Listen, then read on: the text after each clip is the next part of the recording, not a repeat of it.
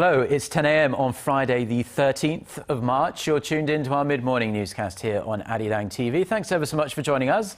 I'm Mark Broome. Let's take a look at the headlines.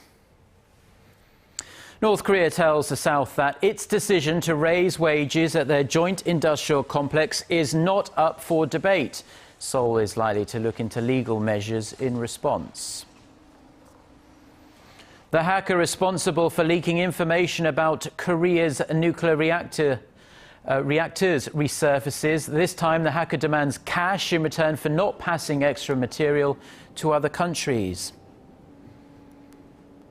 Plus, the US Attorney General promises to offer the full resources of the Department of Justice and the FBI to help find the gunman who shot 2 police officers in Ferguson. After months and months of relative calm, storm clouds once again look to be brewing over the inter-Korean Kaesong industrial complex, this time over how much workers there should be paid. Seoul has been pushing for talks, but North Korea says it has no intention of negotiating with South Korea over its unilateral decision to raise workers' wages at the complex. Now, Pyongyang's Central Special Development Guidance Bureau, which is in charge of operating the complex, said the wage hike is a legitimate and normal exercise of its legislative rights. Last month, North Korea said it would raise the workers' monthly salary by 5% to $74. Now, earlier this week, the South Korean government said that if the North refused to budge on this issue, Seoul would be left with no choice but to review strong administrative and legal means to respond. The United States has once again reiterated that no decision has been made about the possible deployment of a U.S. missile defense system to the Korean Peninsula. U.S. Forces Korea says that while there have been no consultations with Seoul over the so-called THAAD system, informal surveys have been conducted to find a suitable location if the missile shield was to be deployed in the future. The statement came after a Korean daily reported that the US had identified 3 suitable sites. The possible deployment is a highly controversial topic in South Korea. Those who support its deployment say THAAD would deter North Korea's nuclear threat.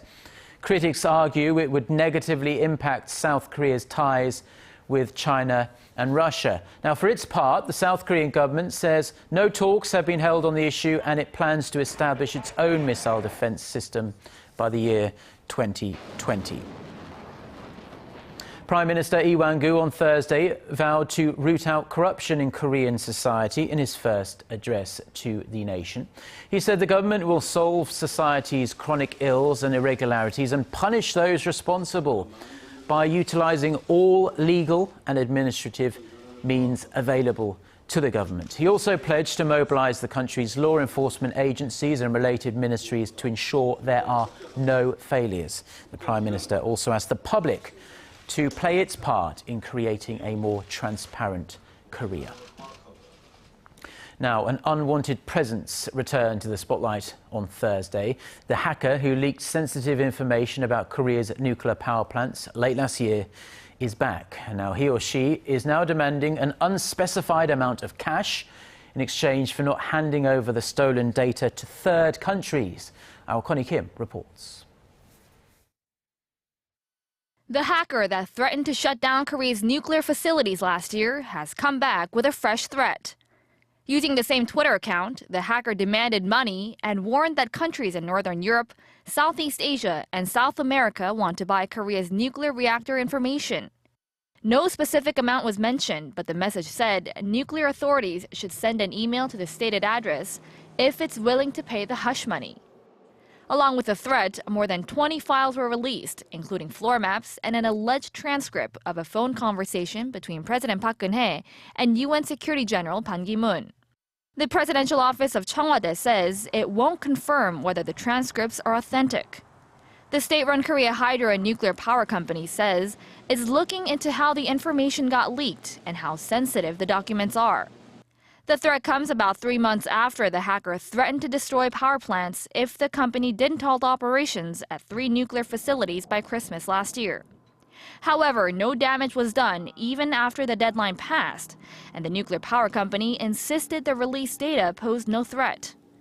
However, the hacker's comeback is a worry as he or she still hasn't been identified, even after several weeks of investigation. Connie Kim, ARIRANG News.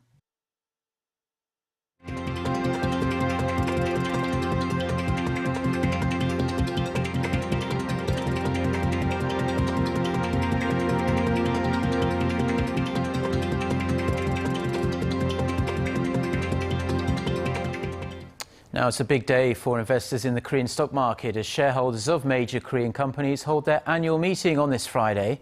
The list includes subsidiaries of the Samsung, Hyundai and LG groups whose combined market capitalization accounts for a whopping 40% of the benchmark Kospi.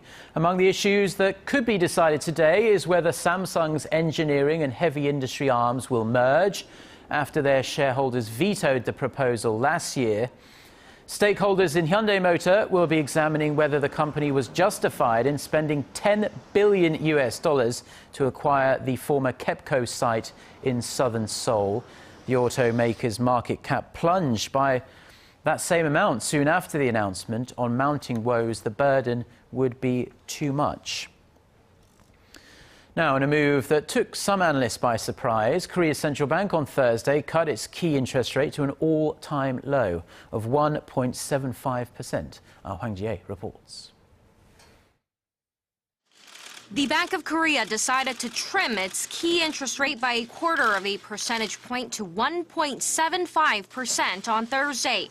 The rate cut is the third in less than a year and leaves the key rate at a historic low. The top central banker said the economy's current recovery momentum is too weak and could hurt the country's growth potential. We drew the conclusion that the pace of recovery in domestic demand is not meeting our forecast for January. And since we agree on the downside risks, we thought it was better to act preemptively. The central bank's move also comes amid a wave of global monetary easing that China and the Eurozone countries are engaged in. Low inflation, which would have actually dropped last month if not for a tobacco price hike, also left room for more monetary easing. But the lowered key rate stokes concerns about the country's snowballing household debt, which already exceeds $950 billion. Whether the rate cut will help boost the economy also remains unclear, while some analysts say the two previous rate cuts did have an impact on home transactions. Well, there has been some concern, like even though we cut the rate to 50 basis points last year, there has not been economic growth. But we still say like household debt has been increasing because of a low interest rate, and that money went to the housing market. With a historically low key rate, there are also mounting concerns about a massive capital outflow due to a possible rate hike by the U.S. Federal Reserve in the coming months. But the BOK governor says the central bank will seek expansionary monetary policies until the economic recovery becomes tangible. Hwang Ji-hye, ARIRANG News. Staying with economic news, a handful of foreign investment banks have slashed their growth outlooks for Korea this year. Though the average matches the Bank of Korea's forecast of 3.4%, some estimates have dropped into the 2% range. Our Son Jung-in reports. Foreign investment banks were prompt to adjust to Korea's growth forecast on mounting downward pressure. According to Bloomberg, the market median for Korea's growth forecast stood at 3.4% on Thursday, in line with the Bank of Korea's forecast. Bloomberg's survey of 27 institutions showed Nomura has slashed its outlook for Korea's growth to 2.5% from its earlier forecast of 3%, becoming the first foreign institution to project an expansion in the 2% range. Analysts cited slumping domestic consumption and slowing exports as factors denting the growth rate, along with the global economy recovering at a slower pace than anticipated.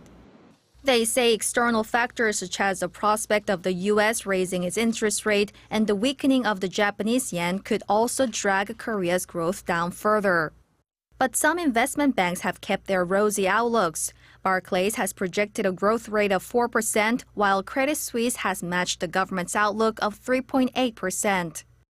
Inflation projections, however, by foreign investment banks have dropped to 1.3% from an earlier figure of 1.7%, as Seoul is under stronger deflationary pressure this year. Domestic research institutes have also indicated that they could lower the inflation outlook in their quarterly projections next month, with oil prices at a lower level than they projected last year. 손정인, 아리랑 뉴스.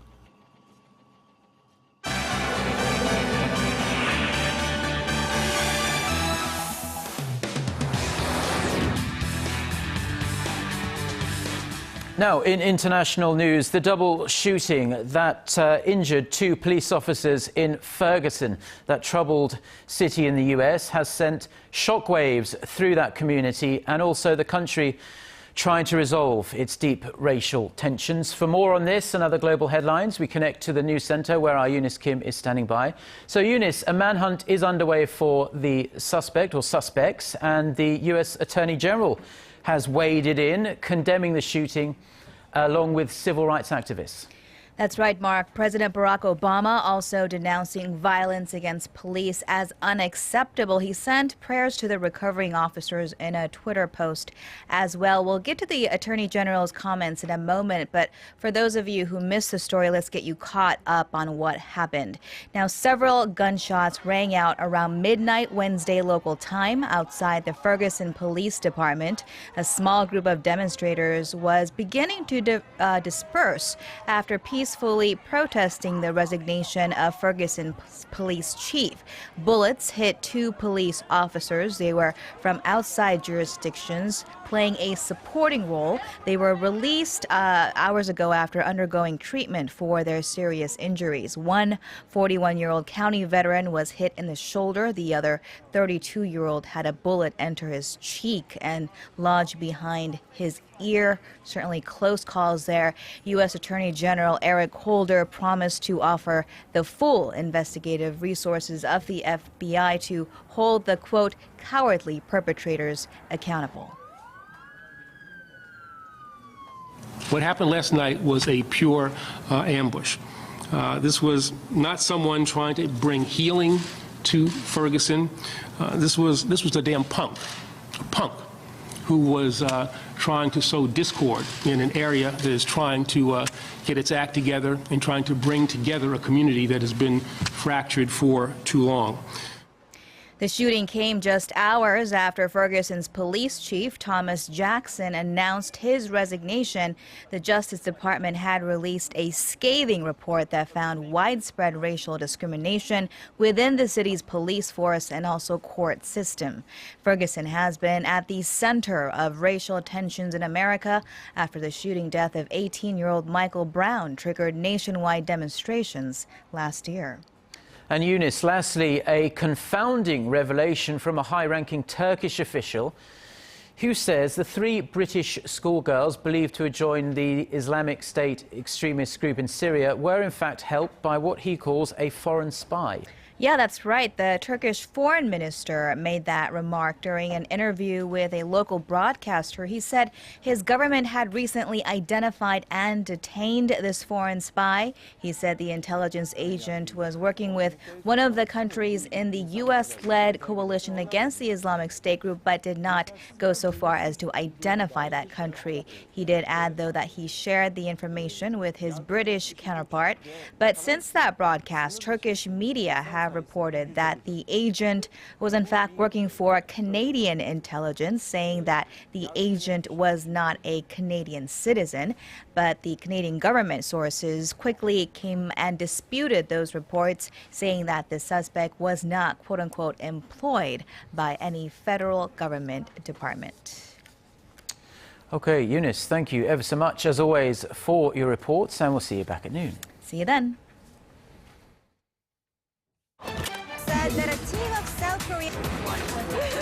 Get connected to Korea and the world. Join us every weekday for the latest developments out of Korea, Asia, and beyond. On air, on your mobile, and online, we lead the way every day. ARIRANG News. To try and resolve the crisis in Ukraine, the European Union also offers $15 billion. Nobel Prize-winning author Kenzaburo Oe has sharply criticized Japan for not fully apologizing to Korea for its past atrocities. Speaking at a forum in Seoul on Thursday, Oe said Japanese Prime Minister Shinzo Abe who was born 9 years after World War II ended, could not even imagine the horrific crimes Japan committed during the war. The 80-year-old author, who was a young boy during the war, urged Japan to deeply reflect on the past. Mr. Oe was awarded the Nobel laureate in literature in 1994. Another major leak at Japan's crippled Fukushima nuclear power plant earlier this week may have raised radiation levels in nearby waters. Plant operator Tokyo Electric Power Company has told Seoul-based Yonhap News that the radiation levels in water collected on Wednesday were 30 times higher than the sample collected on Monday. TEPCO said earlier this week that nearly 750 tons of contaminated rainwater had escaped the plant and likely made its way into the ground. Now, smokers in the Chinese capital Beijing have been told to stub out their unhealthy habit inside public places. An extensive ban will go into effect in June. New regulations will also restrict advertising and sales of cigarettes as well. Our Shin Se-min has the details. Smokers in Beijing will no longer be able to light up in public as lawmakers seek to set a strong standard for all Chinese cities, starting with the capital. Starting in June, all indoor public spaces in Beijing, including restaurants, offices, and public transportation, will be smoke-free. Smoking is already banned in public outdoor spaces such as those near hospitals and schools. Stronger warning signs on tobacco products will also be required, along with tougher regulations on tobacco advertising in newspapers, magazines, and posters on public transportation. Regulations on selling tobacco will also be tightened. Cigarettes will not be sold within a 100-meter radius of a school district. Smokers caught breaking the rule will be fined with over $30 for a single violation, up from the current fine of $1.60. Those selling cigarettes to minors will be hit with a fine of over $30,000. The drive comes as the country's smoking problem has worsened, with the World Health Organization saying that more than 1 million Chinese citizens die of tobacco-related illness every year. Roughly 80% of Chinese men ages 15 or older smoke, exposing some 760 million people to secondhand smoke. But there are rising concerns about the effectiveness. Many such bans in China have been ignored in the past, and Beijing will be just one of 14 cities that will restrict smoking in indoor public spaces. Shin Se-min, ARIRANG News.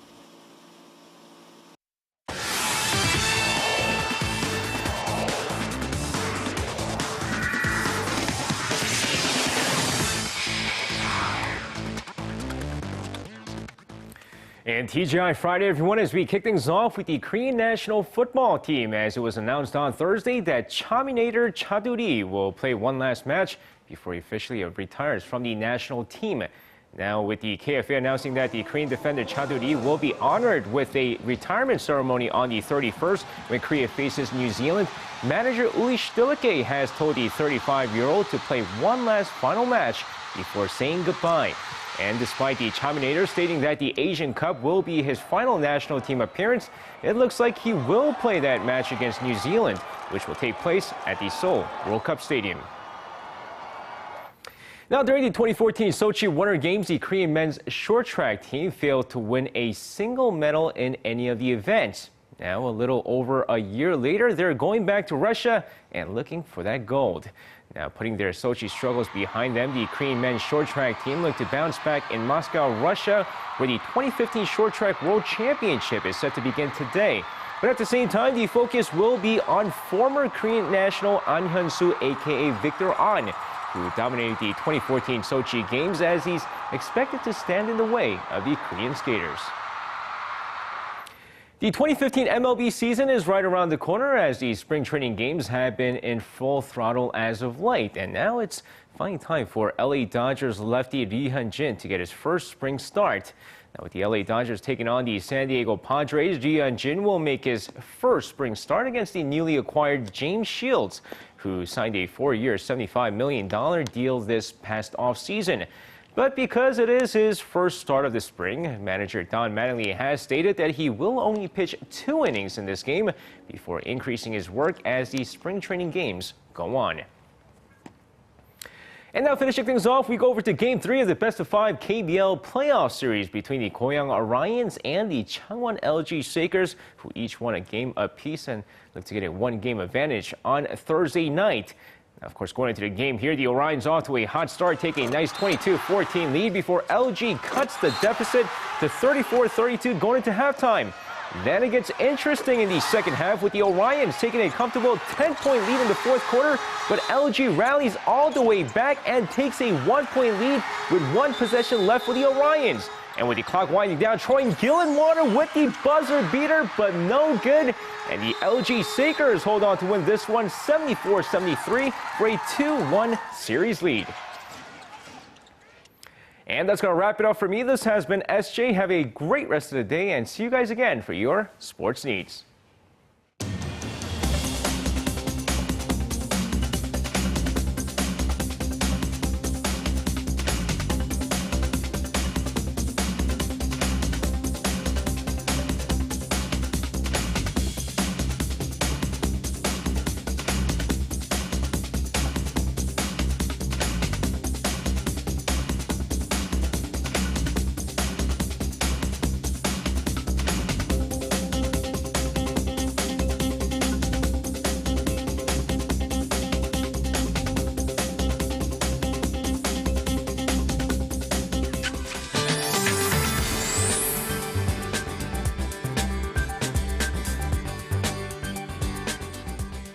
Good morning. I'm Lee Ji-yeon here with your latest weather updates.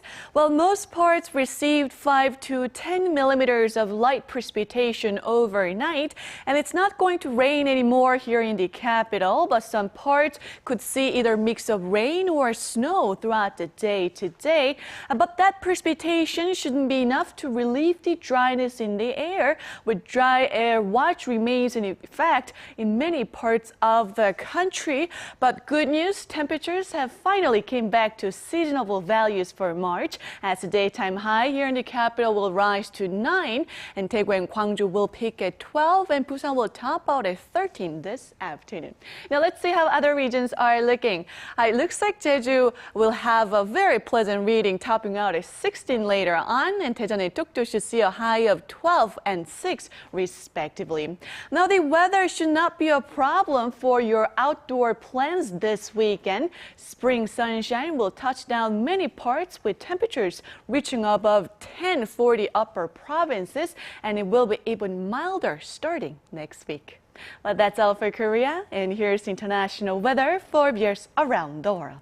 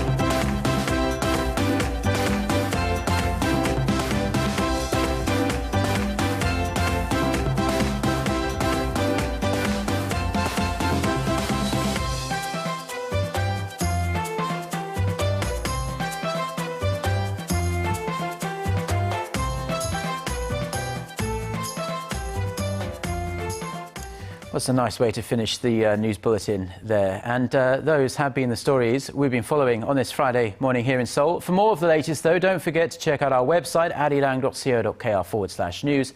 And do also download our smartphone application. Have a really enjoyable weekend. Goodbye.